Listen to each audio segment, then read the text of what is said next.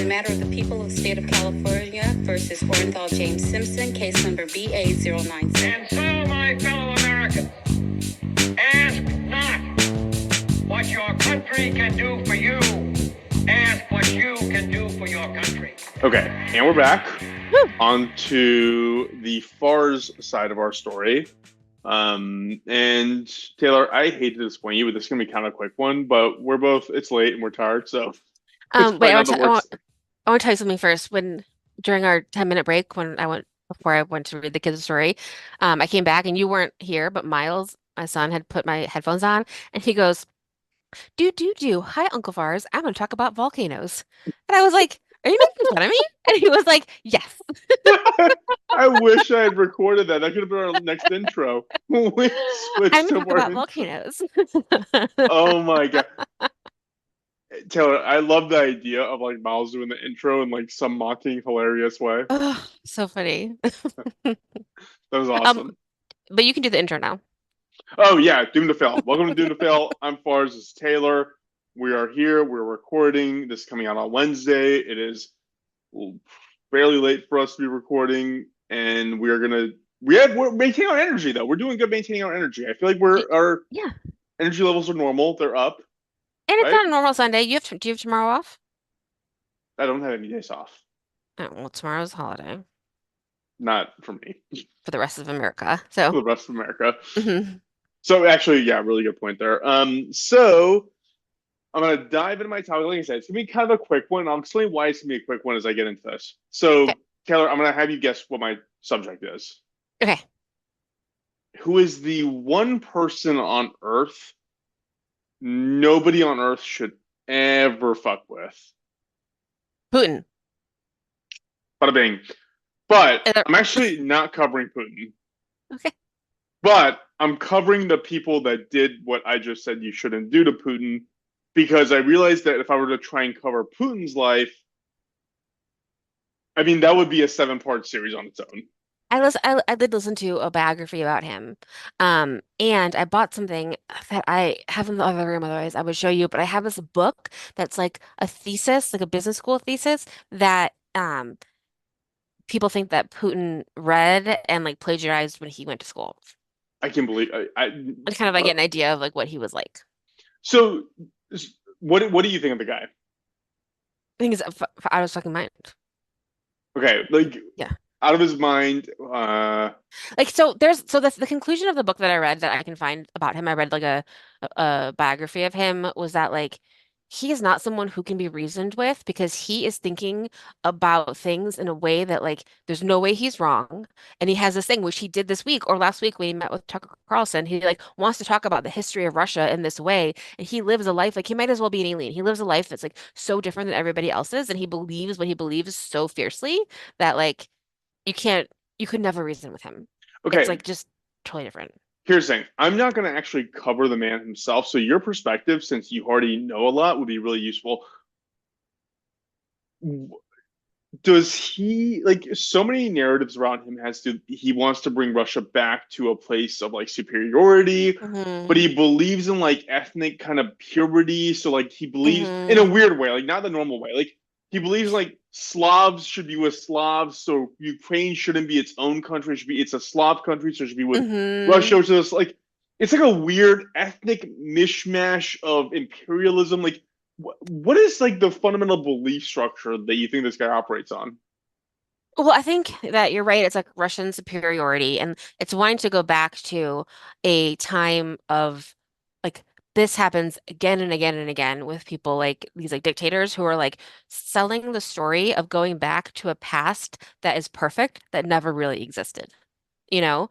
So they're like, I want to go back to like he like loves Catherine the Great. I want to go back to Catherine the Great time when like everyone was Russian and all these things. But you're like, also Catherine the Great was like recognized that Russia is very ethnically diverse, and like she would travel around and like meet people of different religions and like all these things. But like in his head is like he has this idea of when it was perfect. My computer just like did a weird flash. Do you think that we're being recorded now by the Russians?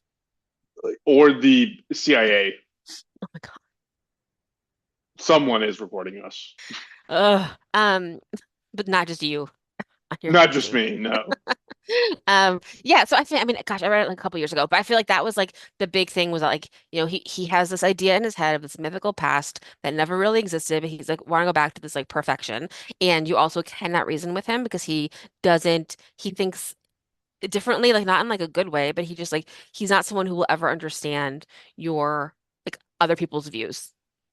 So my take after like having done the research on the things he's done, not himself, is like given how divided America is, and Hmm. given how big and powerful Russia is, like I could totally see this guy. Like I could totally see like your grandkids one day like worshiping at like a statue in the middle of like New York Square, Times Square to like Vladimir Putin. Like he seems like crazy calculated and Hmm. like He we're like so yeah. divided and like he has such strong sorry, that was not meant to be offensive. It's like your kid. Like that was more of No, like no, no. our generation, Yeah, yeah, like a yeah. generation from now. I can see him having taken over the entire world because like he's so crazy calculated. His timing is so devious.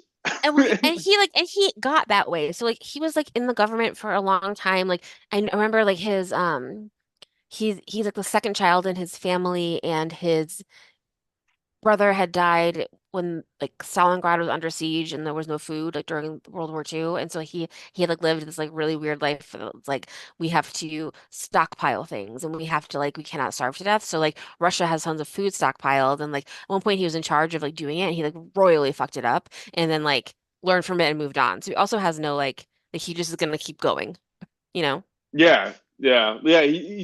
He seems like a really interesting like character. He seems very very scary. Like I'm He's out very fucking scary. of any world leader, I think like he's probably the scariest. Yeah. Like so so at first what I was gonna do was I was going to cover people who had crossed Putin, and I was gonna cover like what they did, how they crossed him, what happened to them.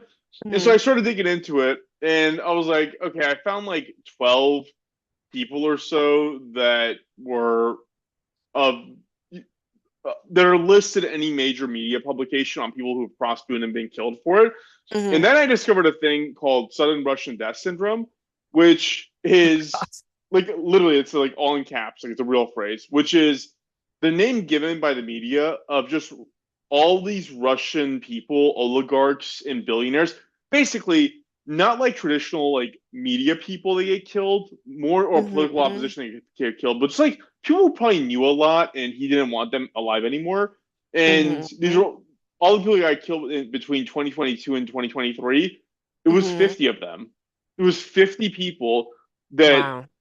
committed suicide, quote unquote, by throwing themselves off a high rise building, Ugh. stabbing themselves in the back, throwing themselves down a flight of stairs. Like, you know, like, it was just, Yeah, yeah. I and give so I was you. like, yeah. And so I was like, I can't, I can't cover it because it would take like 70 episodes to find everyone that he killed. And so I thought of covering like three that were kind of like a cross section of the people that he killed. One being a political opposition, one being a military opposition, and one being um, media related sensationalization of what he's done. And I want to kind of talk through that because one of them actually just died like 4 or 5 days ago. Hmm. And I wanted to kind of dive into a little bit. The last one is also one that happened pretty recently, but I want to go into like what was going on there and how devious it was, and how the more I learned about like what that guy was doing with Putin was like, man, this guy's like on another level. Like Hmm. he's not just like normal evil. He's like Doctor what is it? Doctor Evil? Yeah, Doctor Evil Evil. Um. Anyway, so I'll start with the guy who just died like 3 or 4 days ago. His name is Alexei Navalny. You've heard of this guy, right, Taylor? Yeah, I'm excited because I feel like I knew that stuff. I saw this on the news, but I did not know a lot of the details. So Yeah. So I spent more time researching this than I did writing the outline. So just ask questions as you want, because I probably know that. But so Alexei, he's a lawyer. He was born in June 4th, 1976. oh, that's my birthday. That's fine. 1976. No, I'm June 5th, Oh, but you're not I that know you old. know. So he was pretty successful, and as a byproduct of his success as an attorney, he would buy shares in certain publicly traded companies in Russia, and as a result, he was able to get access to certain information around what was going on with that company financially, who was involved in it, so on and so forth. And he was able to kind of root out a bunch of like corrupt activities where certain officials had ties to certain types of industries, and money was being siphoned off in ways that he could identify. He ended up starting a blog and publishing content on YouTube that was basically calling out a lot of the people that ended up being part of the Russian sudden death syndrome, all these major oligarchs, all these billionaires, all these people tied to Putin in some way, shape, or form, and all tied to corruption, embezzlement in some way. So at first, it was kind of small time stuff. It was like, I mean, small time for where it got to. Like it would be like calling out like a defense secretary or something along those lines. But eventually, it moved its way up to Dmitry Medvedev, who was the prime minister of Russia for a brief interim period between Putin's first reign and his second reign. And then eventually, he got all the way up to calling out Vladimir Putin himself directly. He specifically called out that Putin had built a estate, I guess you could call it, that's approximately worth $1.4 billion for a home. And based on the estimates I read, it was about the land mass of it was about 37 times the entire land mass of Belarus. And so it was a massive, it was considered a country within a country. It was basically considered a place where Putin could self-isolate. And there's a movie that was actually created around this called Putin's Palace, and in it, Alexei is he's a non-credited producer of the documentary. So he was really into this, and he was so into this that he was flying drones over this area, which I don't even know how you would do. Like he was getting super in his. Don't do that. Yeah, he was getting super into Putin's like space. So as a result of this, he started rising in prominence, and he founded a new political party called Russia for the Future that was standing on kind of like a non-corruption platform. But it was also like look, we've talked about this a million times. Like, take the lesser of evils. In this case, his goal was to unseat Putin and the corruption therein. But he was also like isolationist, anti-immigration, like pro-Slavic. Like he was very like of that demographic that we would say like, okay, that's kind of closed-minded, but it's like, would you rather that or Putin? like this, at least this guy was like aiming one step closer to something better. So like he's still like he's still a figure that is like a little bit complicated, but he was trying to do the best for the time with the people of Russia. So one thing he would do is he had a huge following. He would organize protests around Russia and against Putin around the corruption. And he would talk about all this stuff and televise it through his YouTube channel and his blog. And at that point, that's when people kind of started noticing higher up in the Kremlin. And he eventually ran for mayor of Moscow, and he ended up getting 27% of the votes, which to us doesn't sound like a big deal, but they're all rigged. Like they're all rigged elections. Right. So Yeah, the fact that he got more than 0% was like a huge victory for him, his party, and his supporters. So throughout this, he was also getting arrested on all these charges for various things. Basically, the government was trying to create this illusion that we have an open democracy, so this guy can protest against us, but we'll also like throw these like trumped up charges at him and like get him locked up, because why do you want to trust this guy? Because he's also getting arrested for random shit. It's like a weird like don't look here, look there kind of a thing. And one of the things that they arrested him on, like they arrested him on embezzlement charges. Like it was very clearly like we're trying to attack him with the thing that he's attacking us for. And so that's kind of where their stance was. So the Kremlin was very well aware of him. He had built up a political movement. He'd organized a movement on his own, and he was getting punished for it, essentially. This all came to a head in August of 2020. So on August 20th of that year, he boarded a flight to Moscow from a city called Tomsk, and he became violently ill. They diverted that flight to a small town called Omsk, which is very small. It's a very small town, very limited facilities, very limited medical staff. And so the care that he needed for how violently ill he was insufficient. And at that point, everybody who knows anything in the international community knew what was going on, and so the international community kind of exerted some influence over the government of Russia, saying, "Hey, this guy needs real help. We will take care of him for free. Just transfer him out of Russia." And so they did. Angela Merkel was really the biggest person who helped out here, and she helped get him transported to Berlin for further treatment. Wait, can Good. I love Kate McKinnon's impression of Angela Merkel. Have you ever seen it Mm-mm. on Saturday Night Live? Where she like pretends that she's like texting people and like kind of flirt. It's just like really, really funny because Kate McKinnon's hilarious and it's really funny. I'm sure it is. She's anything she does is pretty much top Yeah. notch. So eventually he would recover in Germany, and somehow he would find out the contact information of the FSB agents who he thought were responsible for whatever happened to him.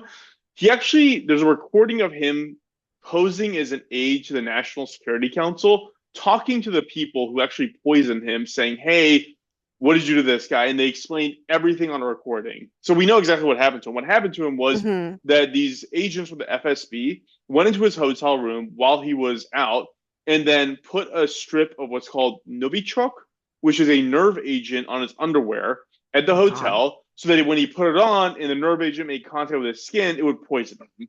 That was the idea. And what I read about what happens, your entire muscle system fails. Like you go into complete seizures. It is a horribly painful way to go, Jesus, that's apparently. terrible. Yeah.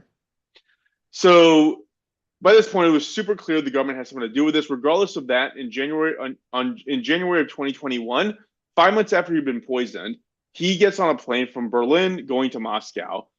The plane is chock full of reporters, and they were saying like, are you afraid? Like, what's coming, what's happening? He would say, "Hey, I'm going to this airport. This is the time I land. Meet me there." Like he was being super cocky, super confident about it.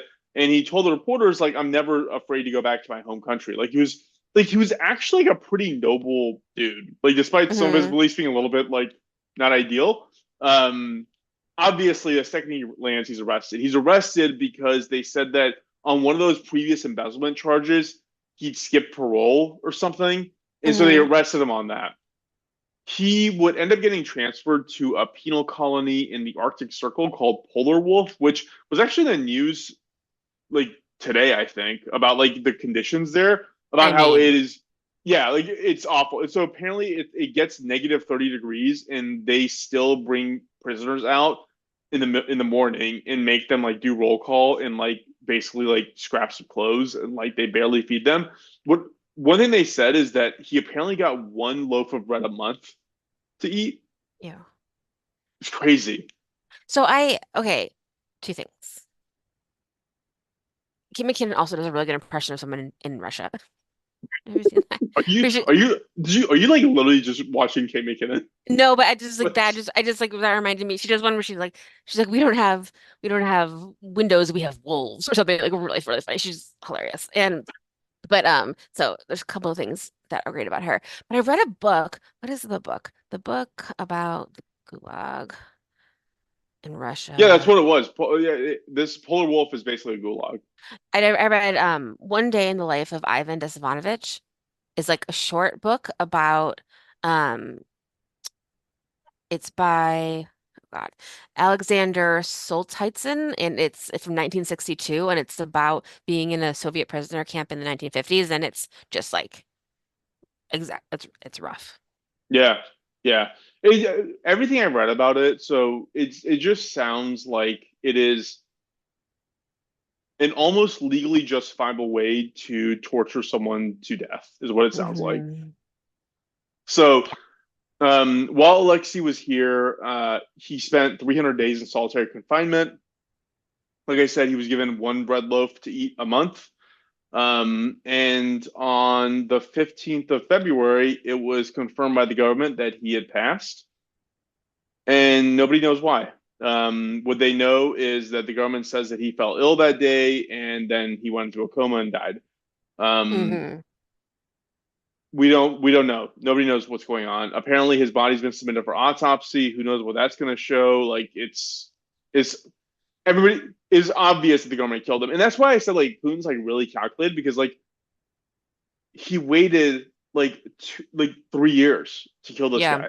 Like three And years he's and a in a, month, actually. and he's like in a place where like people Nobody can die see all the anything. time. Yeah, and like Yeah, no one yeah, knows what's going on there. Yeah. yeah, and I like feel like I saw like a picture of it of like someone walking into it and I was just like, it looks fucking cold as shit and it looks terrible and I just can't. Of course he would yeah, die though. yeah. I mean, it's like he knew that the heat on this guy, on him, and everything was super high. So he was like, well, we have all these charges that have been built up. We have like a legally justifiable reason to arrest him and send him to this place. And then like, fuck it, wait 3 years. Nobody's gonna pay. Nobody's gonna know what's going on by then. And then he'll just Mm-hmm. fall ill and die. Like people die all the time here. Like Mm-hmm. it's super super calculated. That's why like I don't know. Like he's just not. He just it's nuts. But the next guy that I'm going to cover here is this guy named Alexander Litvinenko, which, if you look up Russian poisoning pictures, it's the guy who looks like he has cancer. He's like in a cancer looking bed, like bald and like just looks This is from horrible. a Like, while that's this ago? guy. 2006. Yeah. Yes. Okay. So this guy was a former FSB agent, and he was very critical of the Russian government. He started poking the bear in the 1990s when he accused his superiors of assassinating this specific tycoon, this Russian oil tycoon called, or not oil, I don't know what kind of tycoon he was. His name was Boris Berezovsky.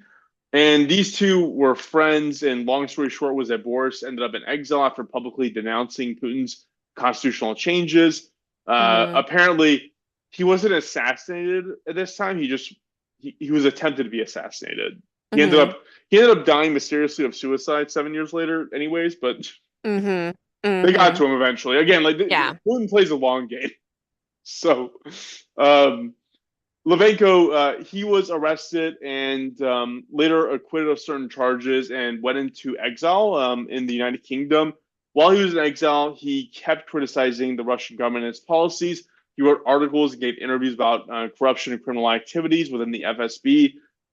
He went pretty far with it. He actually went so far as to say that Putin was a pedophile, Mm. which, like, man, like he really like I don't get how these guys think. It's like, are they trying to die? I mean, there's probably so much more that like we just like don't know, but they're trying to like make it a statement, I'm sure, with their death that they know is inevitable. Maybe, yeah, maybe that's it. Maybe that's it. Maybe they know their death's inevitable, so they're like, Mm-hmm. whatever, just go all the way, throw everything you can out there. Mm-hmm. So this guy's staying in exile in the United Kingdom in London, and on November 1st of 2006, he falls horribly, horribly ill and is hospitalized in London. At that time, before he'd fallen ill, he was meeting with two former FSB agents at a hotel bar, and it was later determined that he was poisoned with a radioactive substance called polonium 210. Litvenko's condition deteriorated pretty rapidly, and he died like 2.5 weeks later on November 23rd of that year. It was later found that the hotel room, rental car, and every place that one of the two former agents had been um, was one of the guys that this guy Litvenko had met. His name was Dmitry Kovtun, and Mm-hmm. it was all heavily, heavily contaminated with polonium. So it was obvious that this guy killed. Like, you know what I mean? Like, you don't need evidence beyond that. Like, it was clear this is what happened. Mm-hmm. So before his death, he had accused the Vladimir Putin of ordering his assassination, and the British government conducted an investigation into his death. They concluded that he had been poisoned by this guy, Dmitry Kovtun, and the murder was basically at the orders of the FSB approved by Putin, basically. What's the So FSB again? Did you say that already? I don't know what it stands for actually. It's the How's it KG. It's different a than? former KGB. Got it. I was like, how's it? But there, so like there technically is no more KGB, but like of course there is. Is that what you're saying? Yeah, yeah. Got Federal Security Service. We call it FSB. it. Great. Yeah, it was the FSK, and now if the it stands for Federal Security Service, but for some reason the acronym. Oh, it's because it's an acronym for something in Russian, probably. Yeah. That But makes yeah, sense. but yeah, it's just the KGB. It's just like the scary. It's literally the people that Putin was a part of. Yeah. But yeah, that was basically it. This guy went out and started talking shit. But I mean, that's the point. Is like he was living in the UK. And like even in the UK, they're not afraid to go and just kill you and poison you and do whatever else. Right, like they'll find you. One of the guys I read about was fucking killed. He was, again, nobody knows what happened to him, but he was a Russian billionaire. He was thrown off the top floor of a hotel in DC. Oh my God. Like he committed suicide off the top floor of a hotel in DC. It's like, and he was somebody that was on the outs with Putin. So it's like, of course something was happening there, right? Like, they don't care where you are. Like, they'll take care of it, which is probably why your computer just flashed and why we're being recorded right now and why we're both in danger. Thanks. Saying. This last guy, again, like I have like about 47 more of these, but I'm just gonna go through the highlights. So this last guy also died fairly recently in 2023. So this is Yevgeny Prigozhin. Do you remember this guy? I don't know. Not Okay. the name, but maybe the story. So long story short, this is another one of those guys who knew Putin from when they were little kids. They grew up together, went to the KGB together, all that stuff. As a result, when Putin rose to power, he gave this guy, like he had a catering service, and so he got all the federal government contracts for catering. The guy was worth hundreds of millions of dollars. I read like $168 million was the most recent tally. Like again, another corruption millionaire type of situation. So that's not the interesting part. The interesting part is he was again, being close friends with Putin means you get like high level positions doing nefarious shit in the federal government. So he was running this agency for the Russian government called the Internet Research Agency, which was directly involved in spreading disinformation through social media for the 2016 campaign. Great. So like this was the guy. And all that being said, the most interesting thing he actually did was create a thing called the Wagner Group. Have you heard of this before? This is scary. So I'm scared already, so great. So this was a private military that Yevgeny funded with the support of the Russian government. So they used Russian munitions and technology along with resources and capital to fund this private military that was basically Putin calling his old buddy saying, send a military here, and he would just do it. So all unofficial, all under the table. So he had plausible deniability saying, hey, I don't know what these guys are doing. They're just acting on their own. Like the guy would disagree with that. Ideologically, it was mostly asserted that this group like was largely driven by like white nationalism. So one of the divisions within it, which was the assault division, so they had like it's a military group. So they have like the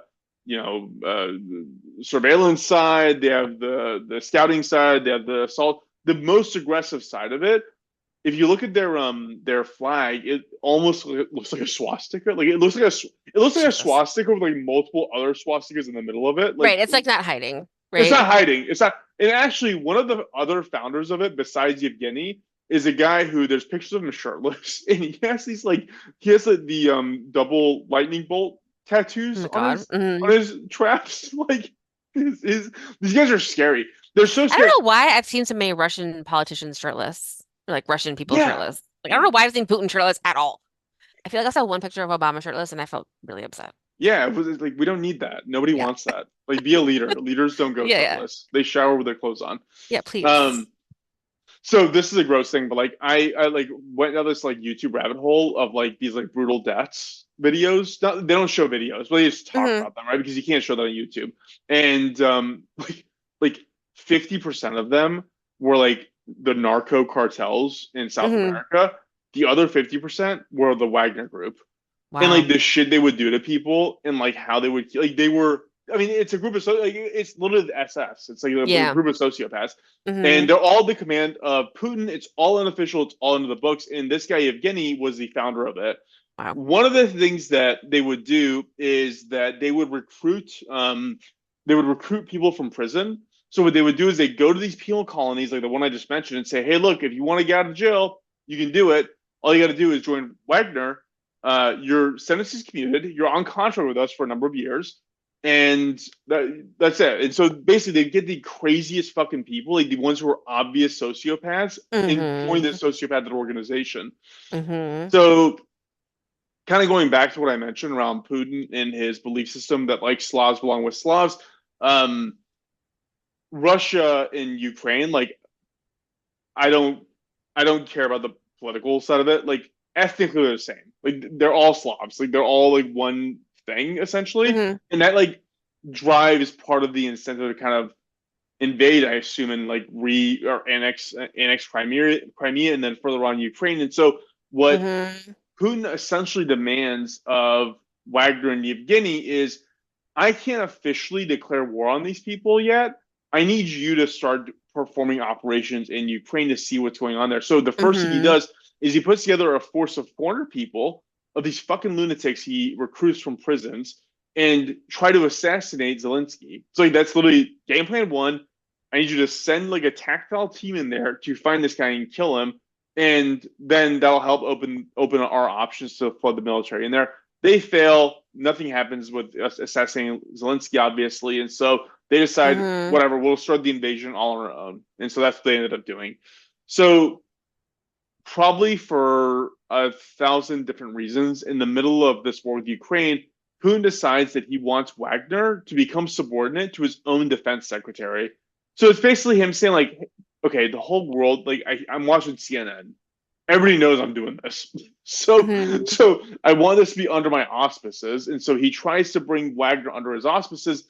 And Prigozhin felt that this defense secretary was incompetent. He felt insulted by this request, and he basically refuses to give Wagner Group up to him. Not only that, he decides that, fuck it, I don't want to be a part of any of this anymore.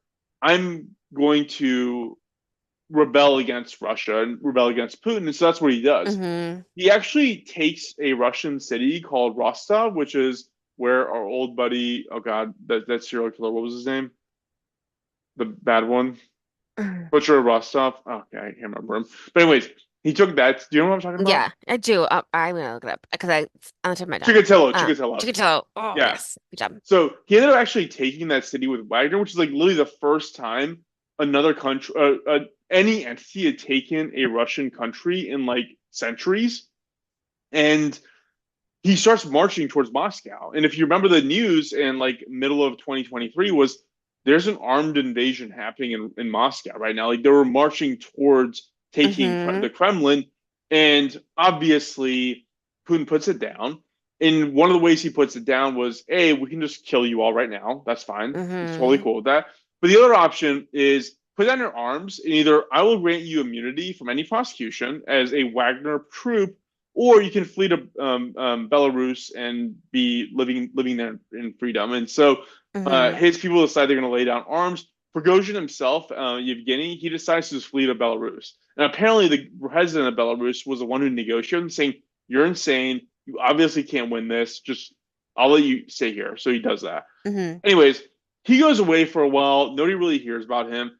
And then all we hear is in August of 2023 that Yevgeny was flying on a private plane with 10 people, and the plane crashes. Hmm. And it's just like, obviously, like, Yeah. it's so weird to me. It's like so transparently clear to everyone. But I think that's the point, right? And the point is to do it in a way that, like, you can say, "Oh, that's a tragedy. I have no idea what happened. Well, Yeah. our government's investigating." But then everybody who needs to know knows exactly what you did. But then, like, you find out that, like, there's like 70 other people that keep doing the exact same thing. Like, what? Why do this? Like, Yeah. part of it is like, I'm kind of like impressed. I'm kind of like, I mean, this guy was horrible. This was a really bad guy. This was like this what he did with Wagner Group. Like, I mean, the shit they did to people in Ukraine, like, it is Yeah, I crimes remember. against humanity. Like, they're really, really, really bad people. But Hmm. like, it's just like, how do you have the wherewithal to like stand up and say, "I'm gonna kill this guy or destroy"? It's just nuts. It's just, the whole thing's nuts. Yeah. But No, it's that's I don't it's that's all. It's just like also then like that implies that there's just like spies everywhere. Like yeah, I mean, they murderous kind of, spies everywhere, which I'm yeah, sure they I kind of knew are. that, I guess, but like so Yeah, I didn't cover Boris Nemtsov, 2015, Boris Berezovsky, 2013, Staslav Markolova, 2009, Sergei Magnitsky, 2009. Like, it's just like yeah, name. And that's why I totally. was like, oh, you know what? When I heard about the Navalny thing, I was like, oh, okay, I'll cover the people that like Putin's killing. I was like, I can't cover this. It's like 3 years of content. Like, Hmm. it's Yeah. fascinating. It's fascinating. Like, I do think at some point I want to do an episode just on him as a human being, more so like like, why does this person operate this way? Like, it's so Mm-hmm. abnormal. Like, it's so Mm-hmm. I can't even Let me see a find the world book that I leader like read. that. No, totally. And he's like, like he was president and then like not president for a little bit and then president again, you know. He You kind of know. reminds me of like the Ayatollahs in Iran, except I think he is the equivalent of the Ayatollahs if the Ayatollahs had also wished to be accepted by the West Mm-hmm. and under the auspices of a legitimate government, because like they have their elections. Like Russia has federal elections this year, and it's like who's gonna win? Like everybody knows who's gonna win. But they still do it, right? Like they still do the democracy part without the actual democracy. It's so weird. Mm-hmm. To like pretend. Oh, I found it. I read Mr. Putin, Operative in the Kremlin by Fiona Hill. It was really good. Yeah, that's I will add that to my list of books that I will hear you talk to me about because I guarantee I'm not going to read anything. But still, anybody who's not me who knows how to read, please read the book. Oh, goodness. So wild, so wild. But like it also made me think a lot, Taylor, about like how um it is not beyond like this guy's so long tail thinking. Mm-hmm. He's so not emotional and not like reactionary. Mm-hmm. Where I'm just like, he was right. Like he was like, I'll invade Ukraine and I'll win because everybody's gonna give a shit and then they're gonna stop giving a shit and then I'll win. Yep. And he's right. And like I'll medal in these elections, and then I'll get the guy I want to. And now with the Tucker interview, he said that he hopes Biden wins re-election, and so all the conservative media is like, I hope Biden wins. It's like now you believe him, like Right. now you believe him. He's Because definitely like Americans are stupid, and yeah, he's yeah, that's part of that was his like core beliefs. yeah, Yeah. that was like my takeaway was like I was like reading all this. I was like, dude, this guy doesn't think the way we think. Like we have to think in 2 and 4 year cycles. Like Mm-hmm. I'm forever if I'm Putin. Like I don't need to think the way you think. Like That's true. Mm-hmm. sure, I'll invade Ukraine, and it might take me 10 years. I'll still be here. Like who Mm-hmm. cares? And Mm-hmm. it's like I fundamentally think like he will be the reason why like if the U.S. ever like falls as a superpower, like he will be the reason for it. Yeah, I mean, I think you're right about it being a long game, like this is gonna go on forever in one shape or form. I mean, yeah. Think about the long game. Think about like he started seeding the doubt about our electoral process in like 2015, 2016. Like Mm-hmm. and we're still dealing with it, and it is still going to be an issue. Now we're talking about fake elections and fake votes and fake like yeah, like we don't have the foresight to be this thoughtful about things, and this guy does. And I don't Mm-hmm. know. It's scary. It is scary. But Yeah. it is what it is. Anyways, that's my topic today. So I know I mean, it's a little bit shorter, but whatever, it's fine. No, I feel like we talked Um, for like an hour. Can you send me the names of the people that you talked about so that I can put them in the notes? I just yes, want to like have them written down. yes, I know the names are a little thick. Yeah. Um, so yeah, I'll do that right now. And like Any, we should have a Russian series. We'll put it all together sometime because like we love talking about Russia. Oh, I do have one thing to talk about tell me. that I slacked you about is that I was listening to We Didn't Start the Fire by Billy Joel. And there are 119 things in that song or something Oh yeah, that he mentions. yeah, and we And covered most of it. we, not most of it, but we covered a couple of them. We covered Davy Crockett, JFK, and the Kennedys, which he mentions twice in like different ways, the Edsel, the Berlin Wall, and the Rosenbergs. So It's you can huge. check off more as we go. But that was fun. And It's then like awesome. I was also like I like having such a good time on Valentine's Day reading um all of those like fake Valentines on Instagram. They all made me laugh. And I sent you one that says you make my heart implode, and it was that Huh. the thing that imploded. Was that called again? Like a year ago. Um and Yeah, they're just the great. And the Titan sub. yeah, the Titan submarine that made me laugh so hard. And then there was a bunch of like history hit that we follow that like has really great content. They had like a top couple, like top 10 couples of history, and we've covered 8 of them. So pretty good. We're doing great. Yeah. We're doing great. Yeah. Please tell your friend. What's our email address again, Taylor? Doomed to fail pod@gmail.com. Just Email us. doomedtofallout@gmail.com. Email us. Let us know what Find you us on think. Instagram. Leave reviews, please. Please leave Good, good reviews. More ones. importantly, take your family and your friend's phone and just subscribe them to us. Yeah. Like, they don't Do deserve while their like while they're autonomy. sleeping, you can like hold the phone over their face, slate it open, and then you can do it. They won't even know. And while they're sleeping, and if you have a marker, you can draw a mustache on their Well, face. then we'll do that after because you wouldn't be able to get into the phone if they had a mustache. Oh, this is why you're the brains of the operation. Um, cool. Well, thank Sweet. you. Yeah, thank you. We'll go ahead and cut things off, and we are